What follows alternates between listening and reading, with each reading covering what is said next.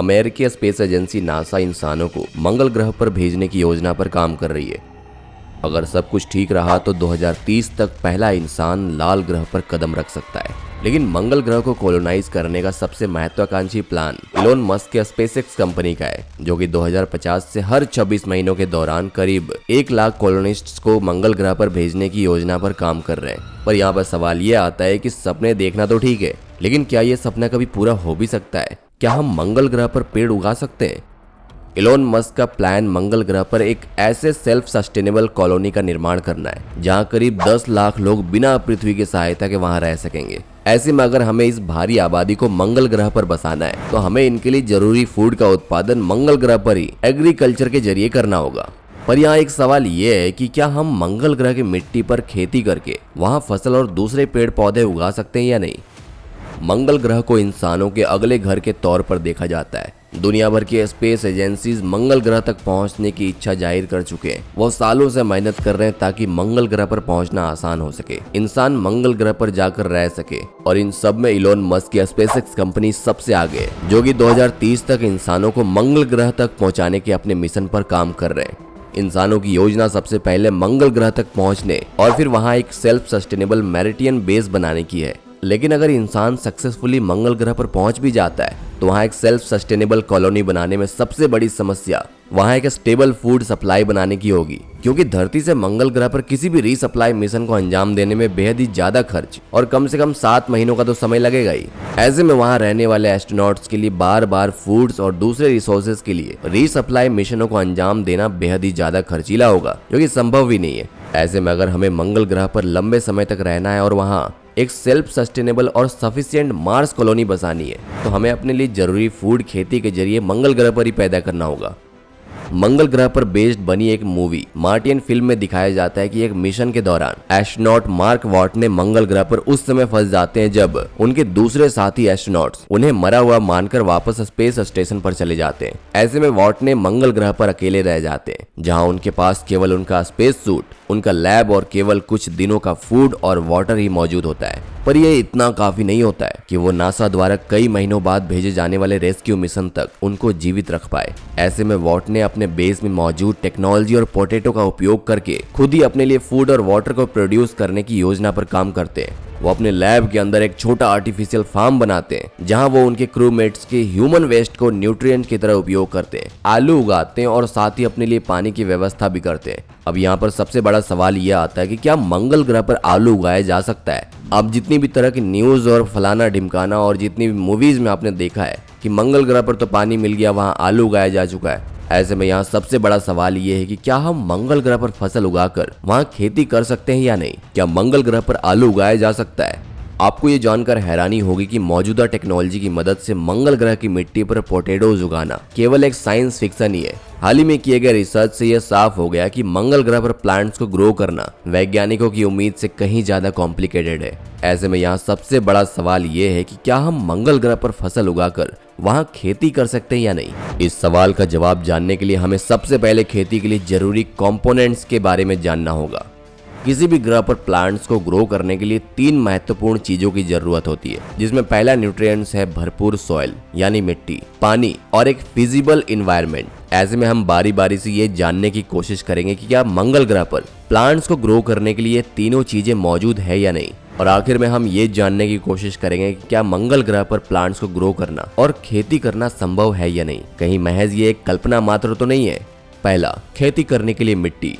ऐसे में सबसे पहले हम अपने सवाल की ओर बढ़ते हैं कि क्या मंगल ग्रह का सॉइल प्लांट्स को ग्रो करने में सक्षम है या नहीं। धरती पर किसी भी प्रकार के सॉइल में प्लांट्स को ग्रो करने के लिए नाइट्रोजन, फास्फोरस और पोटेशियम जैसे रिच न्यूट्रिएंट्स का मौजूद होना जरूरी है। साथ ही हमारी धरती पर मौजूद सॉइल माइक्रोब्स और दूसरे ऑर्गेनिक मैटर से भरपूर होता है, जो कि प्लांट्स को ग्रो करने और सर्वाइव करने में मदद करता है। वहीं दूसरी ओर मंगल ग्रह का सॉइल मुख्य रूप से क्रस्ट रॉक है, जहां प्लांट्स को ग्रो करने के लिए जरूरी न्यूट्रिएंट्स मौजूद ही नहीं है। ऐसे में अगर आपको मंगल ग्रह के सॉइल में प्लांट्स को ग्रो करना है तो आपको दूसरे तरीकों से जरूरी न्यूट्रिएंट्स इसके सॉइल तक पहुंचाने होंगे। वहीं कुछ लोग ऑर्गेनिक डिकम्पोज्ड खाद के जरिए भी ये जरूरी न्यूट्रिएंट्स सॉइल और प्लांट तक पहुंचाते हैं। इन्हीं तरीकों से हम किसी भी फसल को अपनी तेज ग्रोथ के लिए जरूरी न्यूट्रिएंट्स मुहैया कराते हैं। मंगल ग्रह पर मौजूद नासा के रोवर्स ने कई सालों तक मंगल ग्रह के सरफेस का अध्ययन किया है। जिसके जरिए वैज्ञानिकों के पास मंगल ग्रह के सरफेस और उसके सॉइल के बारे में काफी जानकारियां मौजूद है। रिसर्चर्स में ये पता चला है कि मंगल ग्रह की मिट्टी में ये जरूरी न्यूट्रिएंट्स मौजूद तो है, पर वो काफी कम मात्रा में मौजूद है, जो कि किसी भी प्लांट को ग्रो करने में सक्षम नहीं है। ऐसे में एस्ट्रोनॉट्स पृथ्वी से ऑर्गेनिक या आर्टिफिशियल खाद अपने साथ ले जाकर मंगल ग्रह के सॉइल को ये जरूरी न्यूट्रिएंट्स दे सकते हैं ताकि प्लांट्स उसमें ग्रो कर सकें।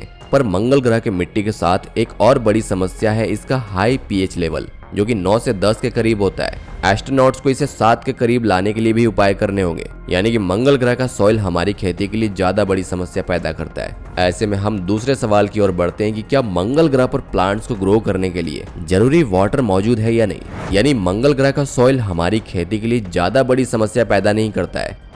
लिक्विड वाटर संभवतः मंगल ग्रह पर किसी प्रकार के सेल्फ सस्टेनेबल मार्टियन बेस बनाने के लिए सबसे जरूरी है। लिक्विड वाटर का उपयोग न सिर्फ एस्ट्रोनॉट्स पीने के लिए करेंगे, साथ ही इसका इस्तेमाल मंगल ग्रह पर प्लांट्स को ग्रो करने के लिए और साथ ही उससे हाइड्रोजन एक्सट्रैक्ट करके रॉकेट प्रोपेलेंट के तौर पर यूज किया जाएगा। मंगल ग्रह पर मौजूद रोवर्स और ऑर्बिटर्स द्वारा जुटाई गई जानकारियों के अनुसार मंगल ग्रह पर वाटर लेवल आइस के रूप में इसके पोल्स और कुछ जगहों पर इसके सरफेस के नीचे मौजूद है, जिसे एक्सट्रैक्ट कर वैज्ञानिक उसे लिक्विड वाटर में बदल सकते हैं। मंगल ग्रह की ग्रेविटी भी प्लांट्स के ग्रोथ में एक अहम फैक्टर साबित हो सकता है। मंगल ग्रह की ग्रेविटी हमारी धरती की अपेक्षा करीब 38% ही है। ऐसे में प्लांट्स को सरवाइव करने के लिए जरूरी वाटर मंगल ग्रह के वीक ग्रेविटी की वजह से इसके सॉइल में अलग अलग तरह से फ्लो करेगा, यानी कि मंगल ग्रह पर मौजूद सॉइल पृथ्वी की अपेक्षा वाटर और दूसरे न्यूट्रिएंट्स को ज्यादा समय तक होल्ड कर सकता है, जिसकी वजह से वैज्ञानिकों के अनुसार एस्ट्रोनॉट्स को मंगल ग्रह पर प्लांट्स को ग्रो करने के लिए धरती की अपेक्षा कम पानी की जरूरत होगी। ये खोज मंगल ग्रह पर प्लांट्स को ग्रो करने और खेती के लिए जरूरी लिक्विड वाटर की मुश्किल को थोड़ा आसान करता है। तीसरा, खेती करने के लिए वातावरण।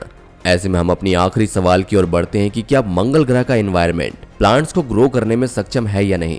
किसी भी ग्रह पर प्लांट्स को ग्रो करने के लिए एक सूटेबल एनवायरनमेंट की जरूरत होती है, जिसमें उसके फोटोसिंथेसिस के लिए जरूरी सनलाइट, कार्बन डाइऑक्साइड और एक एवरेज तापमान शामिल है। मंगल ग्रह पर प्लांट्स को ग्रो करने के लिए सबसे ज्यादा चुनौती यही है। हमारी धरती पर प्लांट्स को वाटर के अलावा फोटोसिंथेसिस की प्रक्रिया के लिए सनलाइट और CO2 की जरूरत होती है, जो कि उन्हें हमारे पृथ्वी के एटमॉस्फेयर से आसानी से मिल जाता है। प्लांट्स फोटोसिंथेसिस प्रक्रिया के माध्यम से अपने लिए जरूरी एनर्जी बनाते हैं, जिस दौरान ये हमारे एटमॉस्फेयर से कार्बन डाइऑक्साइड लेकर ऑक्सीजन छोड़ते हैं। मंगल ग्रह का एटमॉस्फेयर करीब 95% CO2 से मिलकर बना हुआ है। ऐसे में प्लांट्स के लिए वहां भरपूर CO2 मौजूद है। पर दूसरी ओर मंगल ग्रह हमारी धरती के ऑर्बिट की तुलना में करीब 1.5 गुना विशाल और ऑर्बिट में हमारे सूर्य का चक्कर लगाने में ज्यादा वक्त लेता है, जिसकी वजह से मंगल ग्रह को हमारी धरती की तुलना में केवल आधी ही सनलाइट मिल पाती है। पर उसके साथ ही साथ मंगल ग्रह का एटमॉस्फेयर हमारी धरती की अपेक्षा करीब 100 गुना थिन है, जिसके चलते इसका एटमॉस्फेयर टेम्परेचर को ब्लॉक नहीं कर पाता है, जिसकी वजह से मंगल ग्रह के सरफेस का एवरेज तापमान -100 डिग्री सेल्सियस तक चला जाता है। कुल मिलाकर कहा जाए तो इस तापमान में किसी भी प्रकार के प्लांट का सरवाइव कर पाना मुमकिन नहीं है। साथ ही इस थिन एटमॉस्फेयर के कारण सूरज से आने वाली खतरनाक अल्ट्रावायलेट किरणें सीधे इसके सरफेस तक पहुंच जाती है, जो कि प्लांट लाइफ के लिए बेहद ही खतरनाक होता है। यानी सीधी और आसान भाषा में कहें तो मंगल ग्रह के खुले एयर में प्लांट्स को ग्रो करना संभव नहीं है। लेकिन क्या मार्टियन मूवी की तरह मंगल ग्रह पर फार्म बनाकर खेती की जा सकती है?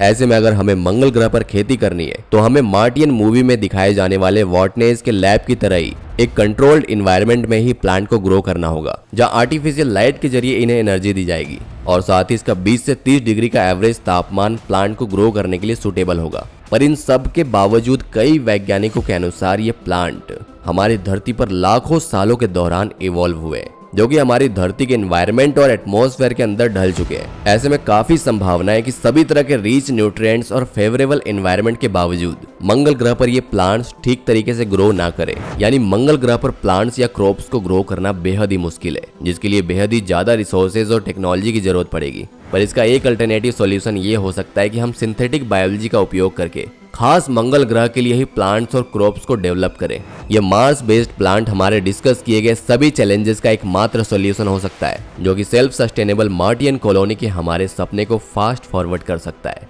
इसके लिए हमें सबसे पहले ऑटोमेटेड फैसिलिटी का निर्माण करना होगा, जहां हम मंगल ग्रह के एनवायरनमेंट और कंडीशंस की नकल कर सकते हैं। इसके बाद हमें एक ऐसे प्लांट का निर्माण करना होगा जिसमें मंगल ग्रह पर जीवित रहने के लिए कुछ खास खूबियां मौजूद हो। इसमें सबसे पहला है कि इस प्लांट को फोटोसिंथेसिस के लिए कम से कम एनर्जी की आवश्यकता होनी चाहिए ताकि ये मंगल ग्रह के कम सनलाइट में भी जीवित रह सके। दूसरा कि ये प्लांट्स कम पानी और बेहद ही कम तापमान में भी जीवित रहना चाहिए। और तीसरा कि इसकी फोटो प्रोडक्शन क्षमता अधिक होनी चाहिए ताकि ये सूरज से आने वाली खतरनाक यूवी रेस से अपनी रक्षा कर सके। और चौथा ये कि इसे ग्रोथ के लिए कम से कम न्यूट्रिएंट्स की आवश्यकता हो ताकि ये मंगल ग्रह के कम न्यूट्रिएंट सॉइल में भी बिना किसी परेशानी के आसानी से ग्रो कर सके। साथ ही हमें धरती पर मौजूद माइक्रोब्स को मॉडिफाई करना होगा ताकि ये मंगल ग्रह के सॉइल को डिग्रेड करके उसके क्वालिटी और न्यूट्रिएंट्स को बढ़ाने में सक्षम हो सके। ऐसे में आपका क्या सोचना है कि क्या भविष्य में मंगल ग्रह पर खेती करना संभव है या नहीं? अगर ये हर तरह से मुश्किल लगता है तो क्या इलोन मस्क अपना समय और पैसा दोनों बर्बाद कर रहे हैं? हमें नीचे कमेंट करके जरूर बताएं।